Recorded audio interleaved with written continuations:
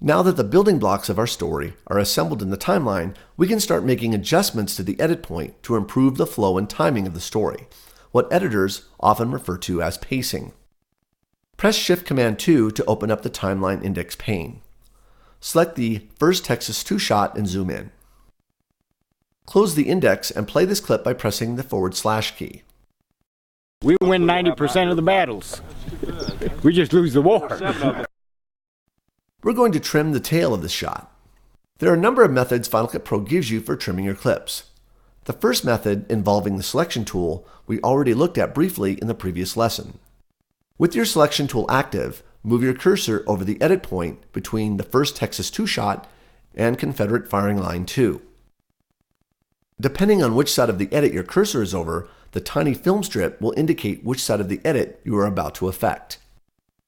To trim the out point of the First Texas 2 shot, make sure the film strip is pointed toward the left and click with your mouse. A yellow bracket appears along the edge of the clip, visually reinforcing the change you are about to make. Now simply drag with your mouse. As you drag, a tooltip appears showing you how many frames you are moving the edit point from its original location. Because you're either shortening or lengthening the clip, all clips to the right of the edit point are adjusted either earlier or later in time. If you drag far enough to the right, you'll eventually run out of media. When this happens, the selection bracket will turn red. Undo any changes you made by pressing Command-Z. You can also trim numerically. With the outgoing edit point still selected, let's remove 5 frames from the tail of this shot. Type -5 on your keyboard. In the dashboard, the number you typed appears in blue, along with a graphic showing you the side of the edit you're about to trim. Press Return. To play the edit around the current skimmer position, press Shift ? on your keyboard. 2, 1. We win 90% of the battles. We just lose the war. Undo that last edit. You can also add frames to the outgoing shot. To add 10 frames, type +10 on your keyboard and press Return. If you want to nudge the edit point 1 frame at a time, use the comma and period keys. Holding down the Shift key when using comma and period will trim the edit 10 frames at a time. Using any of the trimming methods I just demonstrated, take a few moments now to trim this shot until you're satisfied with the timing. You can also trim from the head of a clip.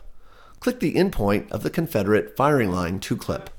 Whenever you trim from the head of a clip, be mindful that positive numbers indicate you are shortening the clip and negative numbers indicate you are lengthening a clip. This may seem counterintuitive, but positive numbers always mean you are moving the edit later in time, and therefore subtracting frames from the head of a clip. And negative numbers always mean that you're moving the edit earlier in time, and therefore adding frames to the head of a clip. Again, take a few moments to trim the head of the shot until you're satisfied with the timing. In many cases, you'll want to create a split edit.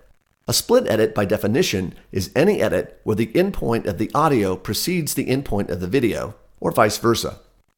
Having the video and audio cut at different times can often make your scenes flow more naturally while hiding the edit. In Final Cut Pro X, creating split edits couldn't be easier. Move your playhead to the start of the Dave interview. We want to have him begin his line while the previous shot of the battle is still on the screen.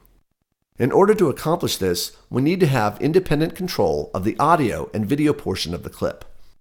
Make sure the selection tool is still selected, then double-click on the audio waveform to separate the audio.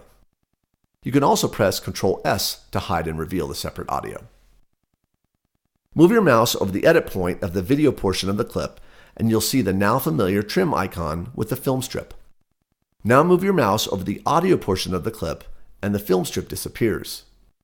This visual is informing you that you can trim the audio apart from the video. Drag to the left to add frames to the audio. Drag until the tooltip reads -12 frames.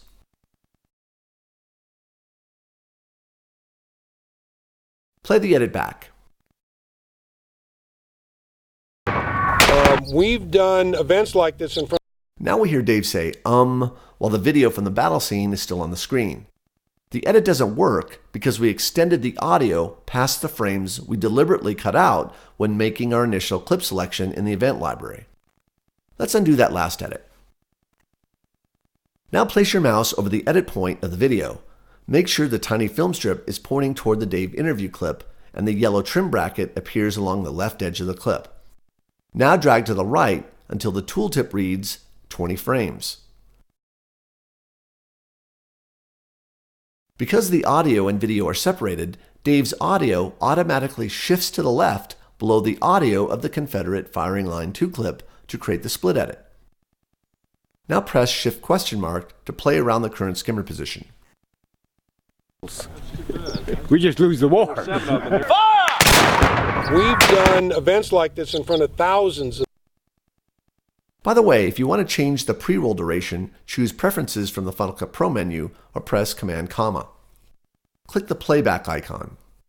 Enter a new pre- or post-roll duration.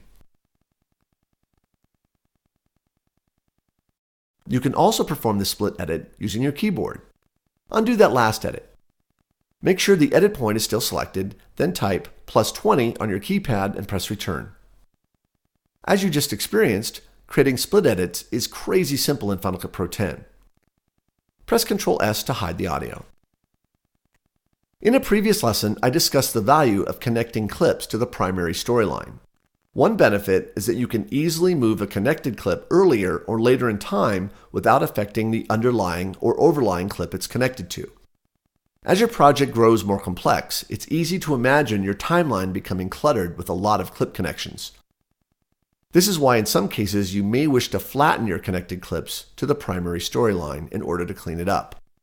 Locate the shoulder arms clip. Select it, then right-click and choose Overwrite to Primary Storyline from the menu, or press Option-Command-down arrow.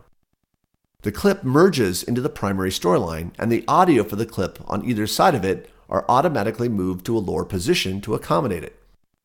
What you just witnessed is one of the signature features of Final Cut Pro X called the magnetic timeline. No longer do you need to concern yourself about where other clips are in relation to the clip you're trying to move.